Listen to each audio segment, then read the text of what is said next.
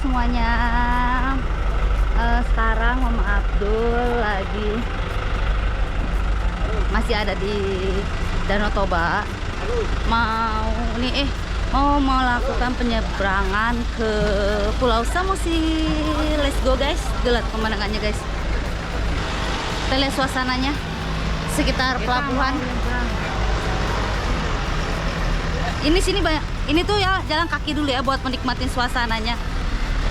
Tapi nggak tahu ya, nanti kita lihat keadaan sekitar. Karena pengen ngerasain sensasinya nyebrang. Bismillahirrahmanirrahim. La haula wala quwata illa billah. Kang, Borin say hi. Hai. Salam datang di Danau Toba, Kak. Ya, thank you. Iya, oke. Ini udah nyampe di kapalnya. Ini tuh kapal yang bakal nganter kita ke Pulau Samosir. Dan mobilnya juga kita bisa masuk kayak sejenis ferry gitu.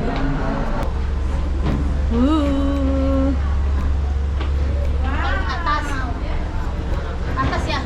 Selamat pagi Danau Toba. Ayo. Bismillah ya. Bismillah, kita ke atas yuk.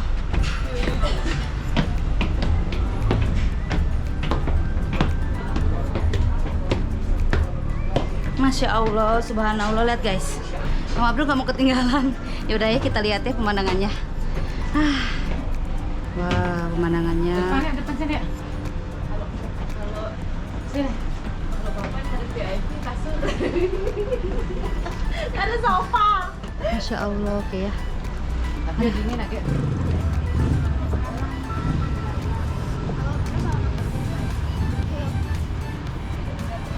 Gimana guys menurut kalian? Ini masih pagi. Masih pukul apa ya? 7:20. Ini pemandangan ini tuh lebih enak dinikmati dengan mata langsung. Tapi Mama Abdul ngasih supaya gambaran aja ya guys ya. Ini kita masih di belakang. Ini masih ada dak penerbangan.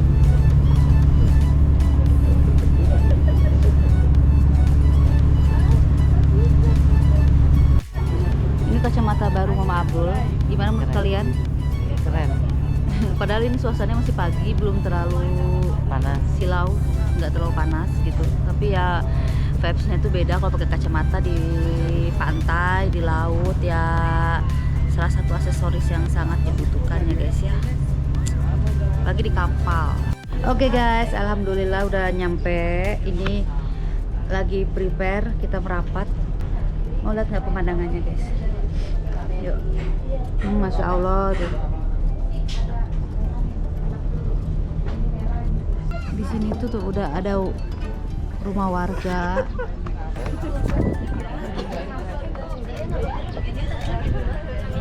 Oh, berarti kita keluar dengan keadaan jalan kaki, guys. Oh, bismillahirrahmanirrahim. Oh, berarti kita keluar ini dengan keadaan jalan kaki, guys. Bismillah. Jadi sensasinya itu lebih kerasa ya. Sehawi. Nanti kalau jelek nggak bisa diedit ya.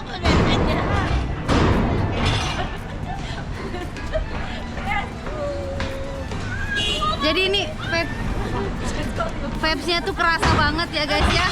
Cuman di Medan kita bisa keluar dengan sesuka hati. Sehat Tera. Say hi. Hai. Hai. Nih guys. Ini tour guide juga ya. Sekalian dia videographer di Danau Toba. Udah akhirnya kita sampai. Dari kemarin bang, udah tuh ya di atas. Anjir takut aing. Apa? Bento. Wow, kita turun langsung disambut sama apa namanya? Odong-odong. Bento. Odong-odong. Bento.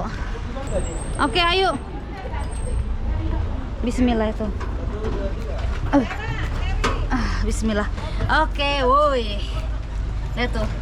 Adanya ini bedanya bento di sini tuh. Jadi penumpangnya bersampingan sama drivernya gitu, guys. Capek juga ya, lumayan. Nih bareng Bang Boris. Silakan. Jangan lupa ya ambil dulu. Oke, ini orang-orang yang nemeni Mama Abdul selama di Medan, guys. Tuh, ada Bang Boris, Halo. Bang. Ada Pak driver Bentor. Ini sekali naik Bentor ini berapa? 150 dia, Bu. 150.000, Tapi lihat guys. rutenya juga. Lihat rute perjalanannya. Oh, lihat rute perjalanannya. Kalau keliling Pulau Samosir dia 750 ya, Bang. 750.000. Wow, keliling Pulau Samosir 750.000, guys. Wah, seberapa luas kas Pulau Samosir, guys? Keliling-keliling pakai bentor. Kalau Abdul semua senang aja. Gimana menurut kalian? Oh, kalian ke Medan harus coba naik bentor ini ya, guys ya. Nyebrang di Pulau Samosir harus nyobain naik bentor ini, guys. Oke, Horas Medan. Iya, Horas. Selamat datang di Samosir, negeri indah kebingan surga. Amin. Lihat Indonesia. Oke, udah nyampe di Lu, Huta Sialagan. Gak siap bolong.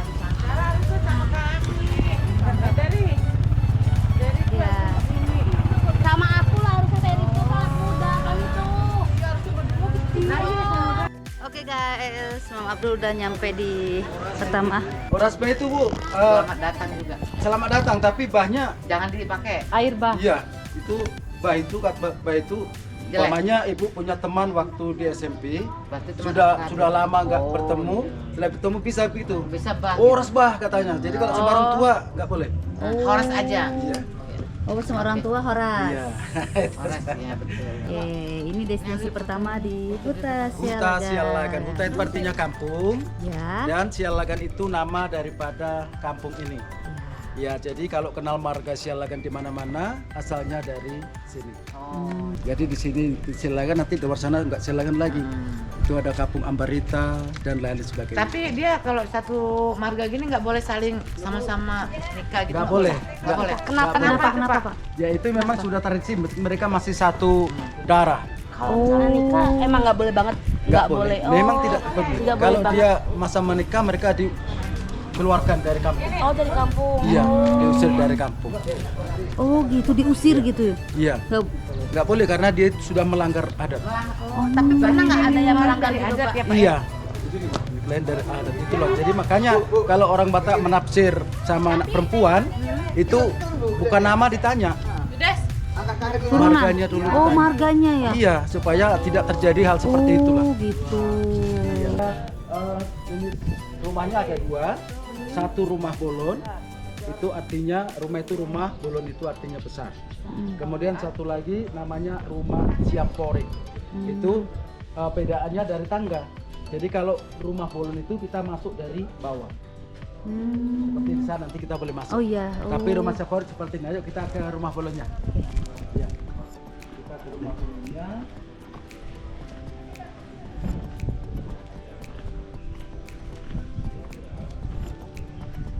Oh, rumah bolonnya. Oke. Inilah rumah bolonnya.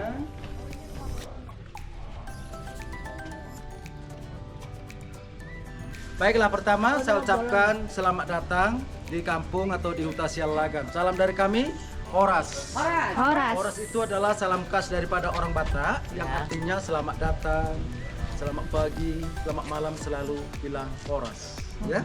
Nah, jadi mereka membuat perkampungan seperti ini di mana dikelilingi tembok-tembok dari batu, dan dulu aslinya di atas tembok itu ditanam pohon bambu.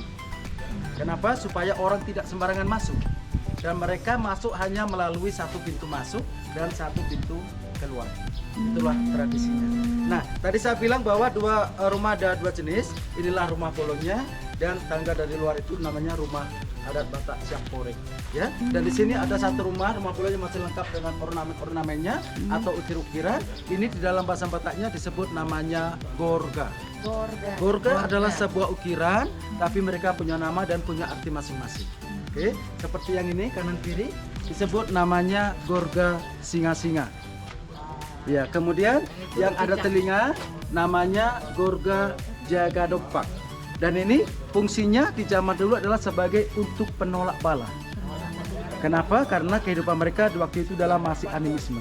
mereka belum punya agama, jadi masih banyak ada luar kampung ini ingin mengganggu kampung ini dengan menggunakan sihir-sihir mereka. Kalau ini lambang Kemudian cecak, cecak. ya bukan tokek ya, cecak. Cecak di dalam bahasa Batak disebut namanya boraspati. Boraspati. Ya, inilah simbol kehidupan, simbol kemewahan, simbol kejayaan bagi orang Batak. Kenapa cecak dibuat simbol itu? Kita tahu memang cecak itu binatang yang kecil, tetapi kita bisa melihat bahwa cecak itu bisa hidup, bisa nempel di mana-mana. Jadi dalam prinsip orang Batak sama seperti cecak ini, bahwa orang Batak boleh hidup, boleh tinggal di mana-mana. Ya, di mana saja selalu ada orang Batak. Iya, betul. Ya, orang Batak memang suaranya sangat-sangat tinggi keras, tapi hanya suaranya ya, hatinya baik. Dengerin, Ya, hatinya baik. Itu. Memang kalau kita belum mengenal Hei, itu orang kalau Batak. mereka sama-sama mereka ngomong, Suaranya aja yang besar. Itu suaranya Hatinya. ya seperti bertengkar, tapi bukan itulah ciri khas mereka. Jadi kita kenal Iya, maka sayang ya. betul. Kemudian cecak dibuat menghadap ke simbol daripada ini dalam bahasa Bataknya disebut panarusan atau payudara wanita. Ya, kenapa dibuat 4? Itu maaf, bukan maksudnya orang Batak punya 4, bukan. Sama seperti kita ada 2. Ini adalah simbol kesuburan. Ada pepatah orang Batak mengatakan marana 10 pitu, marbori 10 lalu. Artinya kalau mereka berumah tangga, mereka berharap punya keturunan, anak laki-laki 17 dan 18 perempuan. Jadi Maruduk, ya. jadi ini tuh di desa di Huta di Huta apa? Sialagan. Di Huta Sialagan itu kan ada beberapa rumah tuh guys. Ini tuh rumah tuh yang tadi pemandu yang ngejelasin tuh tinggal di beberapa tempat di sini. Nah, di sini tuh ada isinya guys. Nah, dan satu rumah ini yang rumah balon ini, rumah balon bukan rumah balon guys, sorry. Rumah bolon ini yang bisa kita masuki. Let's go, kita masuk. Cuman ini yang kosong guys. Kita masuk ya guys ya. Bismillah. Itu adalah tempat untuk ternak mereka. Dulu paling banyak adalah kerbau dan babi ya. Iya. Jadi makanya mereka membuat tinggi kolongnya ini setinggi kerbau yang paling tinggi. Ya. Dan lebar pintunya selebar tanduk kerbau yang paling besar. Oke, kemudian disinilah mereka tinggal. Jadi semua rumah ada Batak ini ada kamar. Oh, Bukan asli semua, ya. asli begini. Jadi tidurnya di mana? Di lantai. Sini dan sebelah sana. Kemudian di tengah-tengah dipisah dengan tempat masaknya. Ini dapurnya. Iya.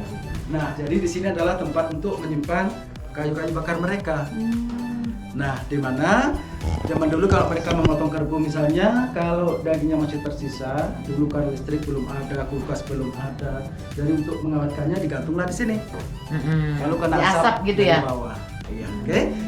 Oke, kemudian bentuk atapnya itu dibuat menyerupai sebuah sampan. Ya, dan mereka membuat ujung di depan dan di belakang nggak sama tingginya. Yang tinggi adalah yang di belakang. Ya, dengan arti orang tua di depan, anak di belakang.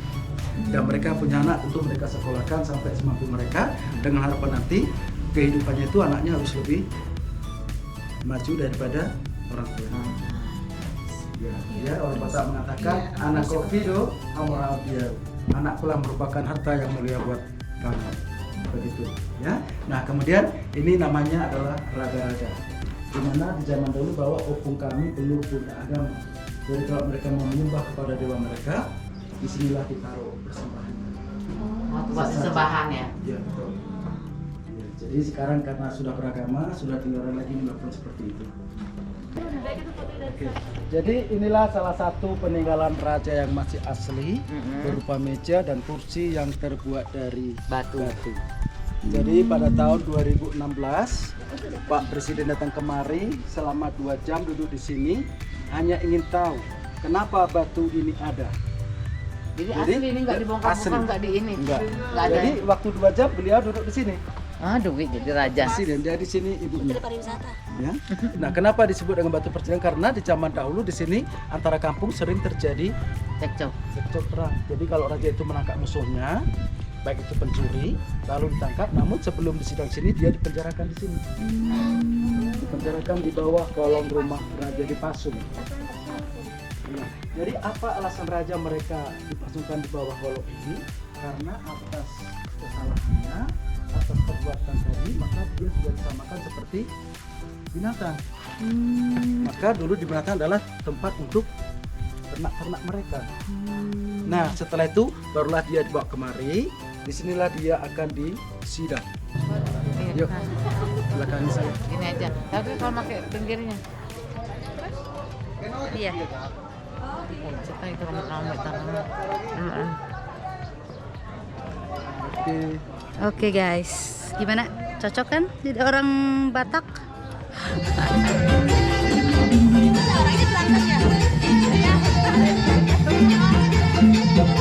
Bella pinter.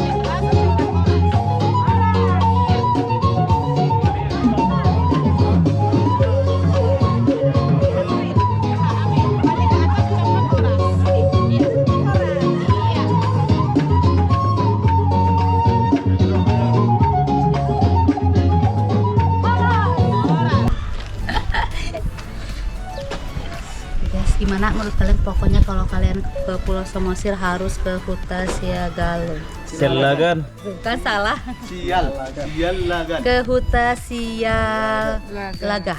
Lagan. Lagan. Oh ya. Huta Sialagan. Oke. Bahasa Medannya terima kasih adalah maulate godang. Godang, maulate godang. Pung, maulate godang.